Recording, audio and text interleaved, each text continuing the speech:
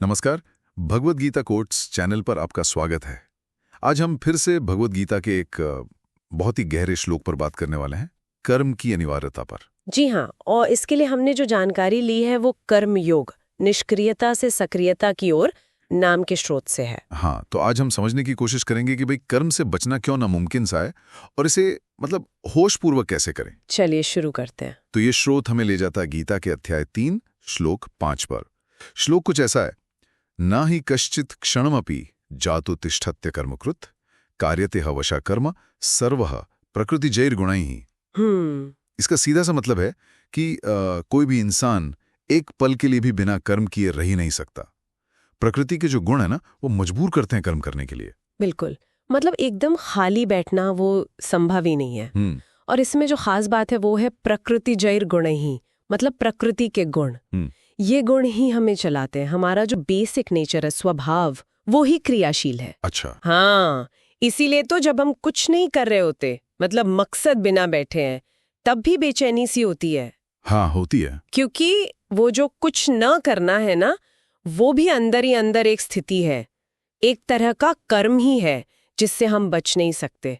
ये गुण हमें ढकेलते रहते हैं। तो ये जो गुणों का दबाव है, ये असल जिंदगी में कैसे दिखता है? वो स्रोत में नेहा की कहानी थी ना? हाँ बिल्कुल, वो एक अच्छा उदाहरण है। वो एक मल्टीनेशनल कंपनी में काम करती थी, बहुत तेज रफ्तार वाली नौकरी। फिर अचानक जॉब चली गई। तो उसने सोचा चलो अब बस आराम, टीवी देखो, इंस्टाग्राम चलाओ, देर तक सो। जो अक्सर लोग सोचते हैं ब्रेक लेने पर। हाँ, लेकिन मजे की बात यह हुई कि सिर्फ 2 हफ्तों में ही उसे अजीब सी बेचैनी होने लगी। गुस्सा सा आने लगा खुद पर। अच्छा। हाँ, जैसे अंदर से कोई आवाज आ रही हो, अरे कुछ कर क्यों नहीं रही। राइट। वो एक तरह का अंदरूनी प्रेशर था। बिल्कुल। वो गुणों का ही दबाव था। और तभी उसके हाथ लगी भगवद गीता, जो उसके पिता ने दी थी।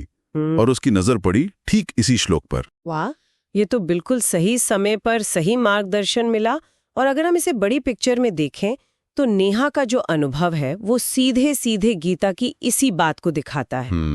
उसकी जो अपनी प्रकृति थी, उसके अंदर के गुण, वो उसे एक्शन की तरफ धकेल रहे थे। चाहे उसने दिमाग से सोचा कि मैं आराम करूंगी। हाँ, उसने कोशिश तो की थी निष्क्रिय रहने की। जी, और ये समझना उसके लिए बहुत जरूरी था कि काम का मतलब सिर्फ नौकरी नहीं है। काम वो भी है जिससे आत्मा को शांति मिले, सुकून मिले। सही बात है। तो फिर उसने क्या किया? उसने फिर अपने कर्म बदले। अच्छा। जैसे कि स्रोत बताता है कि उसने खाना बनाना सीखा, फिर पास के पार्क में बच्चों को पढ़ाना शुरू कर दिया, छोटे छोटे काम। अरे वाह। और नतीजा, उसे पहले से कहीं ज्यादा सुकून मिला, जीवन में एक नया उद्देश्य मिला। कर्म करना बंद नहीं हुआ, बस कर्म बदल गए, वो भी सार्थक दिशा में। बिल्कुल। और स्रोत का निचोड़ भी यही है।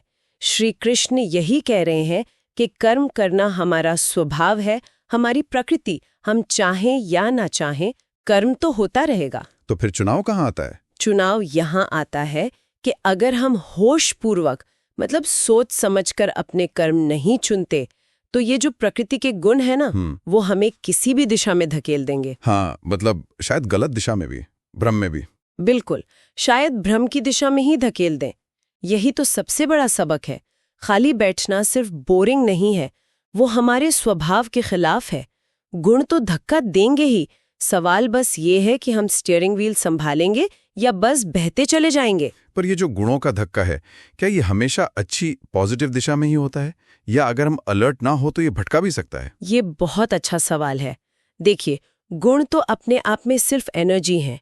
सत्व है जो संतुलन लाता है, रजस है जो एक्टिविटी बढ़ाता है, और तमस है जो जड़ता या आलस लाता है। अच्छा। ये हमें किसी भी तरफ ले जा सकते हैं। इसीलिए होशपूर्वक चुनाव करना, जिसे विवेक कहते हैं, वो इतना जरूरी हो जाता है। बिना विवेक के रजस गुण हमें बस भगाता रहेगा बिना मतलब के। हाँ। और तमस हमें बेकार के आलस में डुबो देगा। हाँ, समझ गया। नेहा के मामले में उसके विवेक ने उसे सही पॉजिटिव कर्म की ओर मोड़ा। तो मतलब कुल मिला के बात ये हुई कि आराम तो जरूरी है, शरीर को, मन को रेस्ट चाहिए। हाँ बिल्कुल। लेकिन पूरी तरह से कर्म छोड़ देना, निष्क्रिय हो जाना, ये तो नेचुरल है, नहीं ये टिक सकता। सही कहा। जब हम सोचते भी है ना कि हम कुछ नहीं कर रहे, तब भी अंदर ही अंदर हमारी प्रकृति, हमारे गुण, वो अपना काम कर रहे होते हैं। बिल्कुल, वो हमेशा एक्टिव है। इसीलिए अपने कर्मों को समझना, उन्हें होश में रहकर चुनना और फिर करना, ये बहुत जरूरी हो जाता है। एकदम सही।